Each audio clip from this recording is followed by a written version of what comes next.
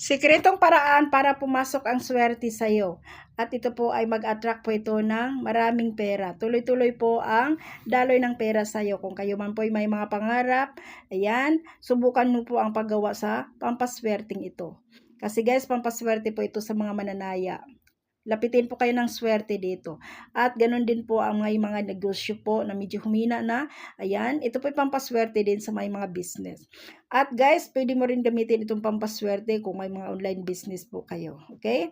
Kaya sa pamamagitan nito guys, tuloy-tuloy ang pasok ng pera. Hindi lamang maliit na halaga, ito po ay nag-a-attract po ito ng napakalaking halaga ng pera.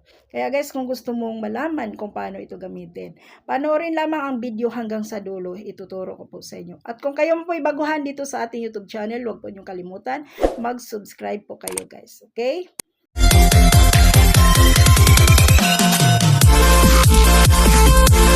Hello mga kaswerte, kumusta? Welcome to our YouTube channel. Kumusta na po ang aking mga taga-subaybay, Luzon, Visayas at Mindanao.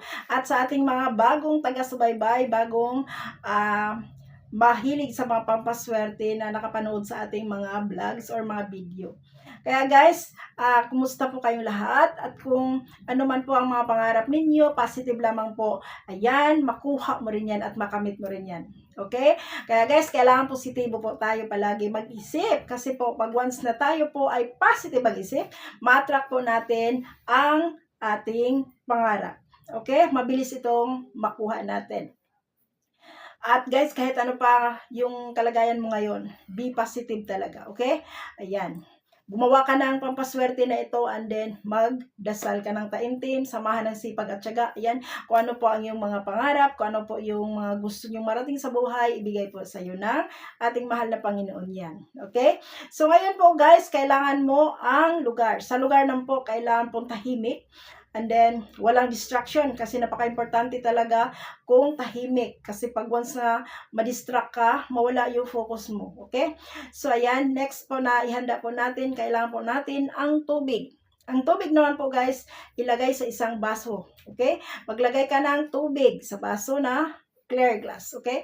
Malinis. And then, kumuha ka ng 3 piraso po na dahon ng mint. Ito po guys, no, sa hindi po nakakilala ng mint, sa Bisaya nito guys, tinawag ito ng yung bang sangig ata.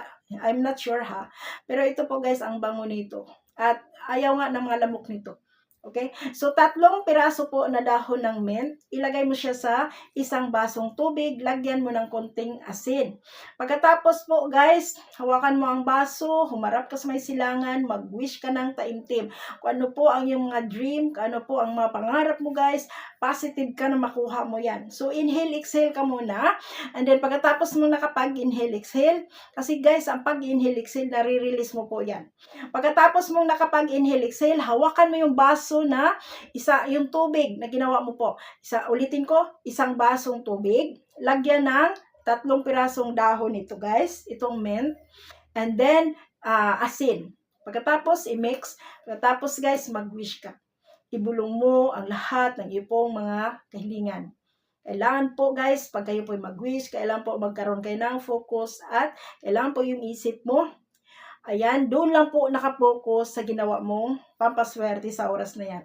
Huwag mo hayaan na may mag-distract sa isip mo. Okay? So, ayan, continue po. So, inhale, exhale. Again, pagkatapos mo nakapag-inhale, exhale, hawakan mo ang baso, guys, and dinibulong mo po ang iyong pong kahilingan. Habang binubulong mo po or nag-wish po kayo, hawak-hawak yung baso, guys, na nakaharap ka sa silangan, isipin mo po yung lahat ng mga dream mo. Dream house, dream car, savings, makapag-travel, magandang buhay, lahat ang member ng pamilya, malusog, and din masaya. Okay, i-wish mo po yan, hawak-hawak yung baso na yan. Pagkatapos mong nag-wish, pagkatapos po ng iyong kahilingan, huwag pong kalimutan sa bandang huli, yung affirmation, I claim it. Sa pagbanggit mo ng I claim it, i-feel mo po, na kinikli mo po, na kung ano po yung ginawa yung wish, kung ano po yung hinihiling mo, i-feel mo na nandyan na, mismo na enjoy mo na. Baga sa na-feel mo na andyan na, nangyayari na. Sekreto po yan guys, kung paano tayo gumawa ng pampaswerte, kung paano po tayo mag-wish. Ayan. Pagkatapos mong nabulong ang iyong pong kahilingan dyan sa baso na ginawa niyo pang paswerte, ang next na gagawin na po ninyo guys, ilagay po yan doon po sa bintana na bandang silangan sa iyo pong bahay. Kahit hindi siya mainitan ng araw. Importante, sa part na yan, dyan po sa may bintana na nakaharap po sa araw. Pag halimbawa guys, mainitan yan sa liwanag ng araw, mas the best yan. Okay? Hayaan lamang po ng 7 araw dyan. Pagkatapos ng 7 araw, kunin nyo po yan. Pagkatapos, kunin mo ang dahon ng sangig and then balutin mo na. Pwede mo na siyang itapon or pwede mo siyang ibaon po doon po sa mga alaga ninyo po ng mga halaman. Okay? Doon sa flower pot. And then pagkatapos guys, ayan, pagkatapos, yung tubig, ibuhos mo sa may lababuhan. Kasi po guys, no, kailangan po guys, malinisan mo agad yung baso after ng 7 days.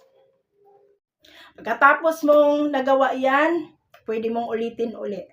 So, kung naramdaman mo po na yung bang ang sarap ng feeling, ang gaan, ang saya magtrabaho, wala kang naramdamang panghihina sa katawan mo, guys, umpisa na po yan. Umpisa na po yan na makuha mo na ang iyong pong mga dream. Kaya positive lamang po. Okay? Sana po guys, kung ikaw man ay nanonood ngayon.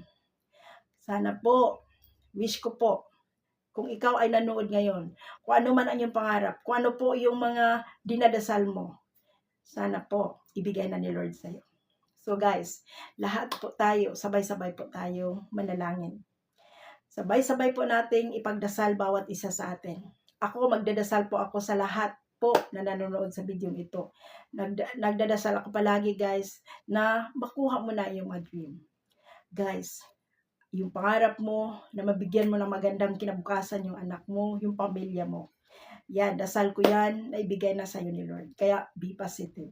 Okay? So, ayan po guys. Sana po makatulong po sa inyong ating pinag-usapang topic ngayon. At huwag po niyong kalimutan, gawin ka agad ito. Ulitin ko po, ito po guys, no? Sa Bisaya ay sangig. Okay? Hindi ko alam to ano sa Tagalog. Basta mabango siya. Kung sa English is mint. Okay? So, ayan guys. Sana po ikaw ay matulungan sa ating pinag-usapang topic. Maraming salamat ulit sa inyong lahat. At huwag po niyong kalimutan guys, ituro po niyo sa inyo pong mga kakilala. Lalo po pag nakita po ninyong nahirapan sila, turuan po ninyo. Okay? Kasi sa ganong paraan guys, malay natin mabago yung buhay nila dahil sa iyo. Okay? Diba? Ang saya. So, ayan. Maraming salamat ulit guys. At huwag pong kalimutan, subscribe, hit the bell button for notification para ma-notify ka sa next nating mga videos. Thank you so much. God bless everyone. Bye-bye!